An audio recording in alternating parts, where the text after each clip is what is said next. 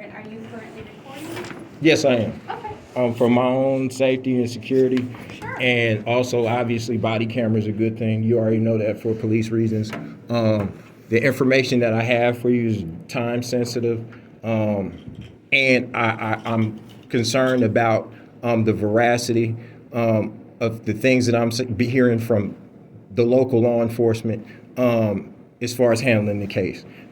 So I just want to make sure I document it Sure. for my own credibility And sake. then, sure. And then just to clarify, I'm not a police officer. Okay. I'm a social worker. Okay. So I'm just here to kind of collect things and see what I can do to help. Okay, so for starters, can you just tell me your name? Yeah, my name is Abby. Abby, okay. Yeah. You don't feel comfortable giving me your last name? My name is Abby Asensio. I'm a social worker with our Northwestern Medicine, and we help Okay. our local police departments. Okay, so why am I meeting with a social worker?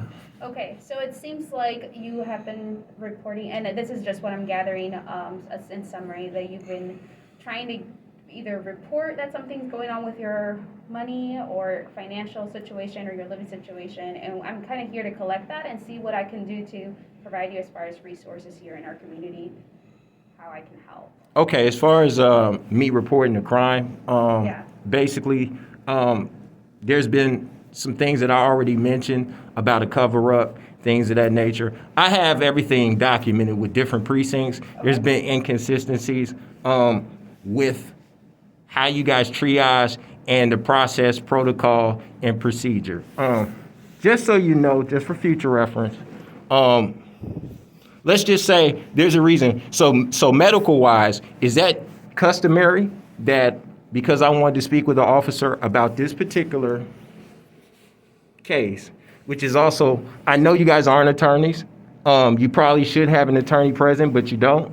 But there's something called a CCE, and that's a continuous criminal enterprise. And that is a crime that crosses state lines. And I have some legal precedent that I'd like to mention. If you just give me a second, I have some documentation here. And as you gather that, I just want to clarify that as a social worker, I don't provide any medical diagnosis or any medical reasons. It's more of clinical, and to see, again, I'm here to collect whatever it is that you're presenting to me and see what our community has to offer to you. So that's really the focus of my role, to connect people to the right resources here in DeKalb. Okay. And why would that be? Why would I come in contact with a social worker when I'm here? The primary resource that I should be coming in contact with is the guy that botched this report up. I definitely was specific about the details in this report. This report has a lot of furniture missing in it. Key pieces that can help solve the crime. As far as investigation goes, there hasn't been an investigation. As far as I know, as a social worker, I don't know credential-wise what school you went to, et cetera, but there's such a thing as treating the problem or treating the symptom. So before you diagnose somebody, I just want you to understand that I'm kind of familiar from a clinical standpoint, how things get triaged. There's such a thing called the DSM-5. Are you familiar with it? Yes, sir. Okay. So can you, since we're on camera, tell me exactly what that is? I don't understand why you need a definition of what the DSM-5 is, but essentially the DSM-5 is used to help us with diagnosing and seeing the symptoms and seeing what it's appropriate to what, but I'm not sure why you need me to clarify that. Well, a case of this magnitude, like I said, is pretty big. There's political malfeasance. I'm pro-police. Let me just make sure I advocate that. But so is internal affairs. Internal affairs is also pro-police. The problem is with this particular crime, this guy's politically connected. He's called in markers. As far as I know, I can kind of tell. And there's a step-by-step process about a crime like this one. There's precedent. And the steps haven't been taken to investigate anything other than what they want to declare is a mental illness, which really they can't prove to begin with. Do I sound lucid? First and foremost. to you? What is your clinical perspective on this encounter? Again, I'm just here to collect information. Again, my role is more to help individuals who come into our police department who are presenting in either stress. It sounds like you have a lot going on right now. The specifics, I do not know. But again, I'm here to gather that to see if we can help you get connected to resources here. Come in. Hi. This is Officer Leichel. He's also here to help you kind of investigate or gather information that you need. Okay. Next step in the process, forgive me because I've been kind of busy and moving around with this evidence, but there's a process when it comes to, well, at least Pasco, their police department, step by step. So when I mention these things, I'm kind of being coy a little bit. You send a police officer to talk to me, and that's fine. But in terms of, they call it intelligence-led policing, a top-down approach. So every system is somewhat going to be nuanced there. But in terms of how I've been handled and interface with social workers, et cetera, of the like, you guys basically are trying to play this like, it seems like Marco Polo with the law and how you deal with a report. This report is anemic. So Marvin, I can clarify for you. If you don't need my assistance, I can step out and Officer Leichel can take the rest of what you're reporting. Right. But since I did come in contact with you, do you have a business card? I do. Right now. Okay. So, specifically, we'll probably be staying in touch because obviously as a caseworker or a social worker, they thought it was in their best interest to have me talk to you about the resources here in the community and the police, i.e. being another one of them, most importantly. In terms of me being displaced, that's not really the case. I have an ID, which is my homestead residence. This is it for the most part. I'm here because of the crime that I was reporting, okay, and to get results. As far as vetting me, as far as mental illness and things of that nature, that's the problem with this cover-up, so to speak. So now we're going to include this information, and we'll just staple it to this report. So now you become part of the report and part of the documentation. Just to clarify as well, just Right. because you spoke to me doesn't mean that we believe you have a mental illness. We do believe that you may need some resources in the community, which is why, again, I was asked to speak to you. But see, this is the other problem, Abby, is that I've been to different precincts, and let me also inform you about this. I'm a barber. I opened up a barber shop in Downers Grove, entrepreneur. I'm familiar with business models and how they run, and each precinct is somewhat of a business model, right? This is my theory, could be true or not true. It's somewhat like a business model. Depending on the personnel and the people that you hire, there is some regulation there. There's some standard operating procedure because the federal department will make sure certain things are in place. However, each one of these little departments are kind of like mini franchises, right? So who they select in terms of the hiring is concerned, the human resource department, personnel, the training, most importantly, this is a training manual of sorts about how they do business, and it's regulated. Also, their communication, how they work in tandem with the FBI. Let's just say that. All of this has everything to do with, we give our police officers a little bit of latitude, right? And that latitude is called qualified immunity, right? We give them the benefit of the doubt as police officers to have some discretion when they make said matter. They say, hey, you know what, this guy might be talking a little funny. But we need those body cameras on, right? Body camera's been on since I've been Right. Okay, well, I'm just making sure it is. So those body cameras are for your protection and mine, correct? So think about it this way. If I can't get documentation, right, and I don't have this fancy little device, which I call somewhat my supervisor, right, in my hand. Someone can come in as I'm reporting a crime and say, you know what, he's talking a little funny, right? And instead of them investigating the crime, they investigate the symptoms of the crime, right? And then that's when that kicks in as far as the discretion of the officer, right? That we give these officers because they're sworn in to protect us as taxpayers.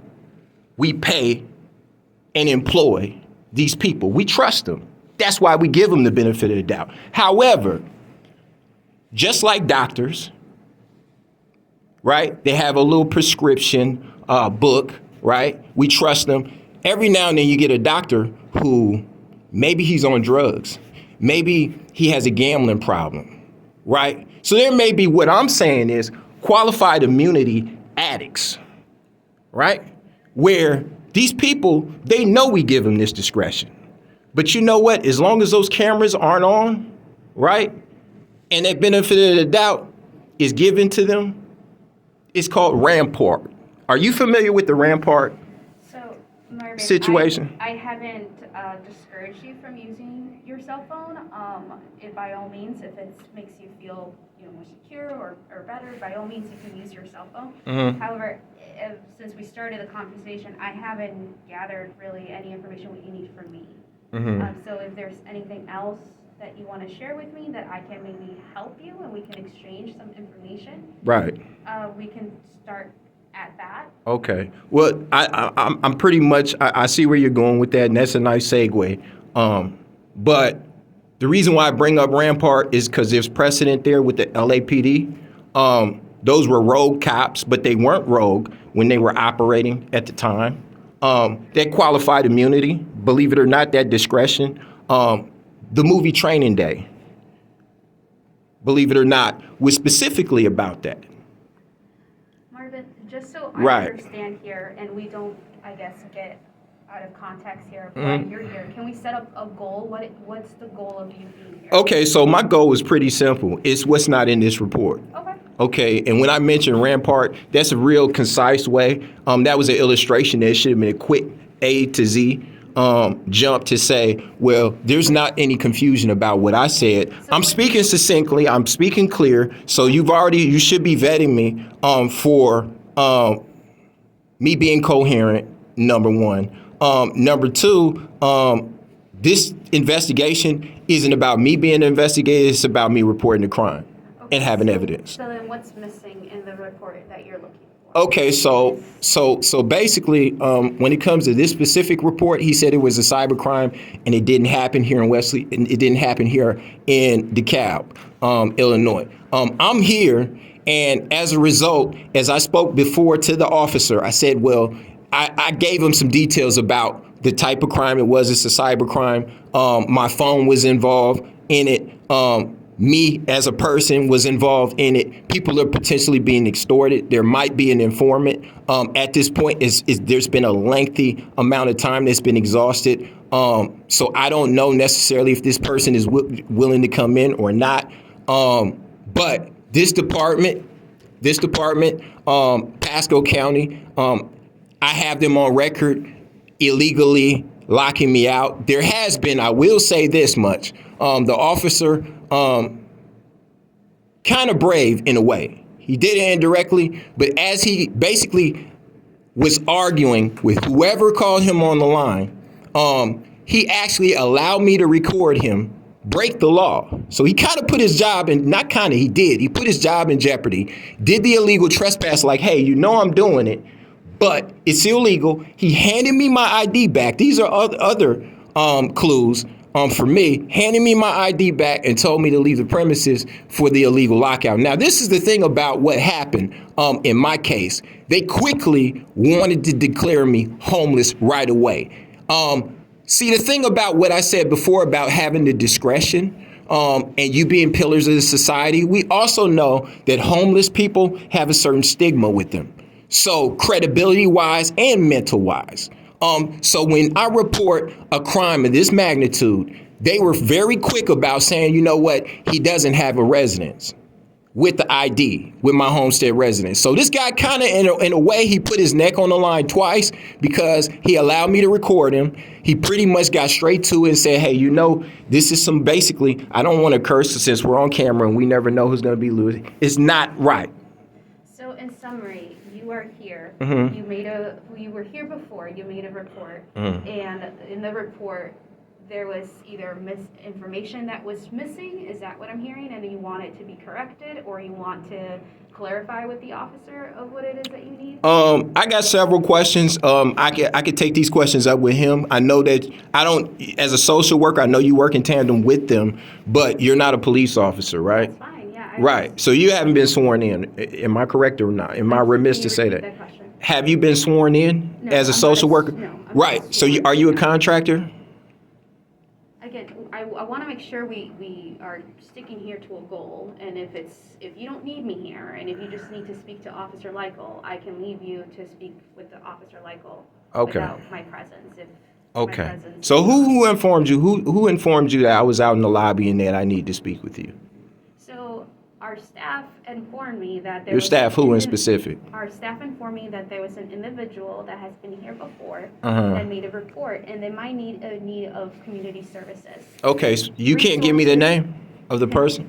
Because I have your card and your name, so That's you don't fine. want to give me their name and their card? You can take my name and you can take my card. That I'm fine with that. Okay. You don't want to answer that question again about you being a contractor or no? I just don't understand how that's relevant to. Well, this is an opportunity. As a business person, it's called a referral. It's an opportunity where they bring business in. I came in here with a problem, and you're sourced or outsourced to remedy that problem. And if you can solve it, there's a finance. Who's paying you is what I'm saying. Taxpayers, Again, you're or are you coming paid out some of other the means? goal here, and if your goal is to either fill in a report or extend on that report, Right. then your business will be with Officer Leichel and not. Right, because this whole crime is about a financial incentive. And as I go from precinct to precinct, I'm spending my own dime. There's time, money, and resources that I'm paying. And taxpayers, believe it or not, have to pick it up when you guys just keep sweeping it under the rug. And what I'm saying is, as a business person, I kind of understand the step-by-steps and how opportunities arise. And what I'm looking at is hopefully not an opportunist, is what I'm saying. Marvin, I walked in mid-conversation. I don't know what's going on. I mean, so what report was taken and what can I help correct? Okay, Is this a copy of the report? yeah, what they gave me, but there's pieces missing, and it spells it out in the Mind if I report. take a look at it? Sure, you So I can take a look at Thank you, it. sir. Yep. So you said your body camera's on, right? Yes, sir. Okay. So what does that red light mean? That means It the means- body camera's recording. Okay. So, I used to work for a company called RCS. Are you familiar with that company? No, I'm not. What's RCS stand? Okay, so without getting into the acronym, what we did is we made those body cameras that you have on. So is RCS part of Axon? Specifically, like I said before, we made those body cameras, so if they're on or they're off, we kind of know, is what I'm saying. So are you saying that? Okay. Is you saying I'm giving you? Says, am I giving you false information? Is that what you're saying? Or- No, I'm just recording you. Okay. So that's it.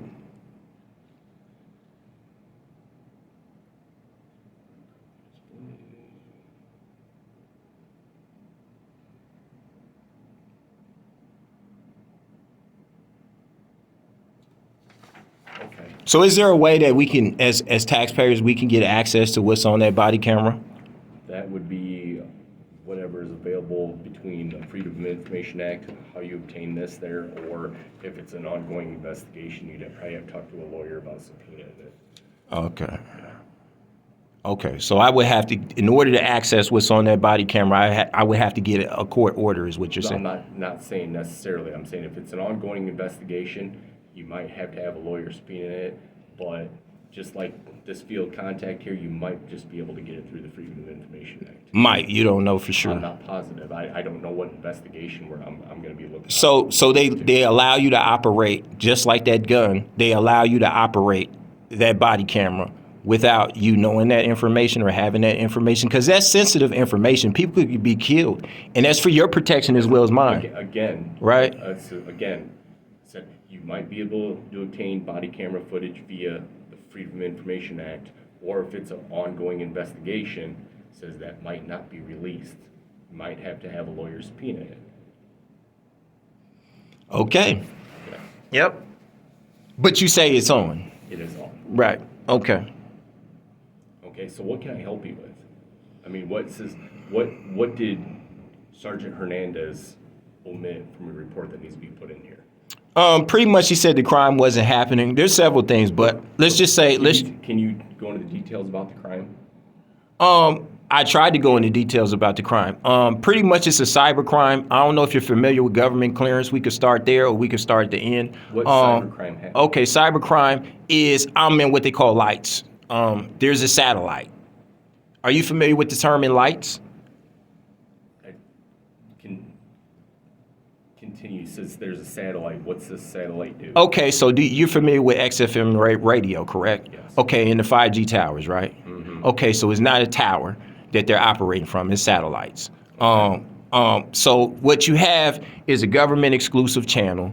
The reason why they use a government exclusive channel is because they don't necessarily want interference in that channel. So what I was getting ready to get into without getting into those other specifics is the neighbors that I live by did 24/7 surveillance on my house. What neighbors? Where at? What are we Okay, talking so about?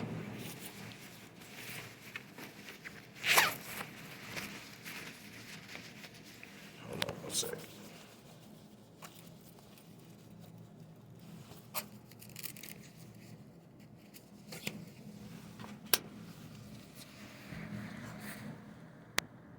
I was having some trouble as an African American getting some help about the research. So I had to get it laminated, and I had to go through all these steps to make it look as professional as possible. Where But is Summerglade Drive? okay, so that's where I live. That's where you live. That's in Florida? Okay, so this is my ID that same officer gave back to me, right? So if your neighbors are spying on you in Florida, how come you're reporting it here in Illinois? Okay, so if I'm here in Illinois, I'm contraband. I've crossed state lines. I'm in that satellite. What I said before, there's a form of counterintelligence that's being basically going on right now. If you're on camera and I'm on camera, and you can't pick up the frequency, it's just like that body, not the body camera, but your radio. I don't know if it communicates with the tower or what, but it's on a certain frequency, Motorola or wherever. If you don't have the capacity technically to pick it up, then you won't be able to pick up the frequency is what I'm saying. But what I would say in general, as these people have been able to basically operate unencumbered, there's money laundering involved with this project. It's more than a project. I'm also here. This cell phone that I have, my child's mother, as far as I know, she's also being extorted. The reason why everything else has been pulled is because they're using my child as collateral. My child, she's 4 years old and she lives back in the house. There was a cash offer that was made on the house. There's back and forth with me requesting her to get in touch with the FBI. There's tape recorded conversations about people equivocating. There's things that are said on that tape that are specific to this crime. Beyond that, these people basically haven't been able to leave their house either. So a head count should be in order. I have notified Homeland Security. I've also notified or tried to notify the FBI. The problem is they've been real concise and short, and I've had to do a lot of the footwork to build evidence and build up enough credibility. The specific thing about being Baker acted in Florida is a technicality. They were quick to put me in that technicality once I went from the trespass. Those body cameras either were on or off. I believe they were off. And the guy basically said, "I'm kidnapping you." Well, again, Marvin, there. If this is occurring in Florida, I have no jurisdiction outside the DeKalb city limits, so I don't know what I can help you with, sir. Okay, so like I mentioned before, several businesses have also been affected because proprietary, what they call proprietary Are information. these businesses in DeKalb? Can I talk to these businesses? Not directly, because first and foremost, they would have to know that their information was being compromised by me being in there. Here, let me just make this clear.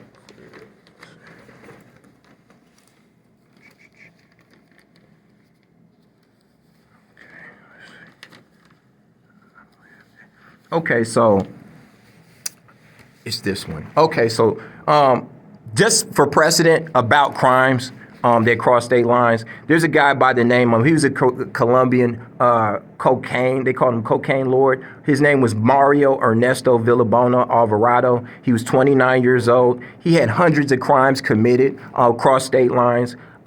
He was a high-ranking member of the cartel. There was money laundering. There was a street gang connection between him and the cartel. Evidence consisted of wiretaps, sophisticated laundering, So you're as I mentioned before. So you're talking. So you're talking some kind of federal drug case, okay? Something that the He got 2 life that a sentences. federal agency would take care of. All right. Well, at the very basic root of it, what I wanted to know was, without looking at this book, which I kind of know how they process and how they deal with information, basically, like I said before, some of this information is redundant, but I'll repeat it again. I kind of wanted to know exactly how this shop is ran, so to speak, when somebody comes in and wants to report as CCE, which is a continuous criminal enterprise. So you want to know DeKalb PD's policies and procedures and how things are operated? A person that comes off the street and says they're being extorted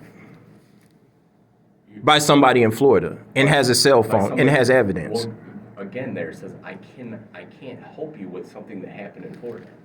So if you want to talk about daily operating policies and procedures, I can put you in touch with an admin. Okay, sometime, so if it's a national security issue, because like I said, it's government clearance, there's precedent. I got more precedent in here. I'm just telling you, it says I don't have